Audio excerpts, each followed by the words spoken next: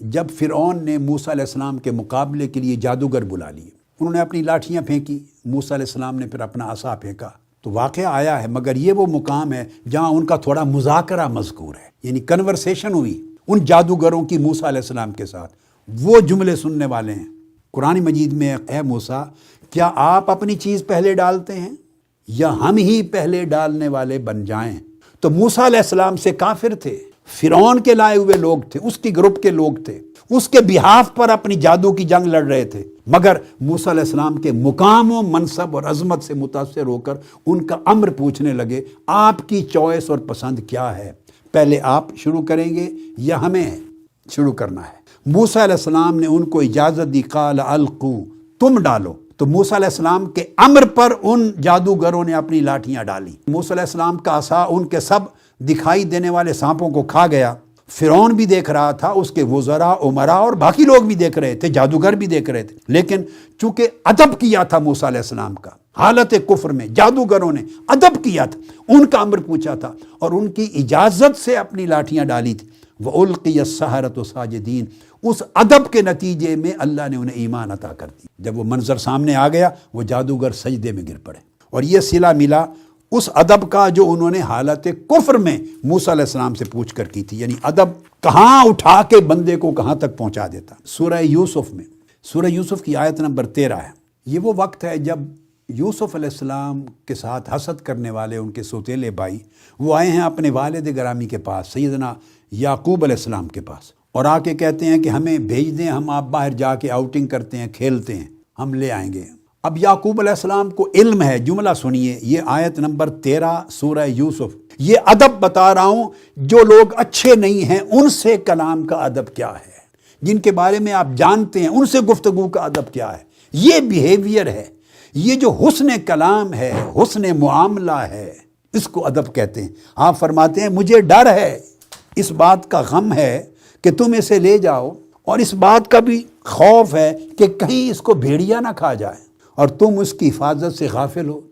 یوں نہیں کہا کہ تم اس کو مروا دو گے اور بعد میں آ کے بتاؤ کہ بھیڑیا کھا گیا، نہیں، مجھے ڈر ہے کہ بھیڑیا نہ کھا جائے۔ جانے سے پہلے جو ہونے والا تھا وہ سب کچھ بتا دیا، مگر ان پر نہیں الزام، پردے کے ساتھ۔ یہ ہے کلام میں ادب، یہ ہے ادب۔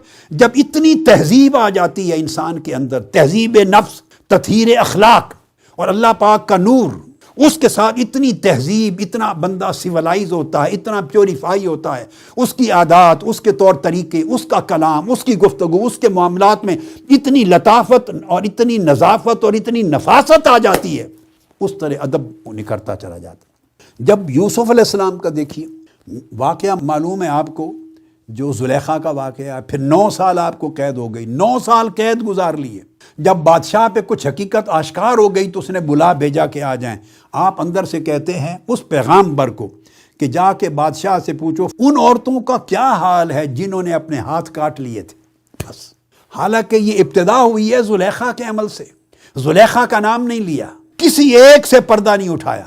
جب بادشاہ نے سب کو طلب کیا اور پوچھا، وہاں زلیخا خود بول اٹھی کہ میں قصوروار تھی، خود بول اٹھی۔ یوسف علیہ السلام نے نہیں کہا کہ میں بے قصور تھا، یہ قصوروار تھی، نہیں کہا۔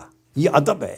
جب تک یہ چیزیں رفتہ رفتہ سیرت میں، زندگی میں نہ اتریں، باقی پھر سب باتیں۔ جب یوسف علیہ السلام کے پاس آپ کے بھائی پہنچتے ہیں، والدین پہنچتے ہیں مصر میں، اور پہچان ہو جاتی ہے کہ یہ یوسف ہیں اور ایک دوسرے کے ساتھ تعارف ہو جاتا ہے، والدین آ کے سجدہ کرتے ہیں۔ قرآن مجید سورہ یوسف کی آیت نمبر 100 لے لیں، 100 اس پر آ جائیے، تو اس کا ذکر آتا ہے۔ وہاں یوسف علیہ السلام عرض کرتے ہیں، ابا جان یہ میرے اس خواب کی تعبیر ہے جو میں نے بچپن میں دیکھا تھا، جس میں سورج، چاند اور ستارے مجھے سجدہ کر رہے ہیں، آج اس خواب کی تعبیر ہو گئی۔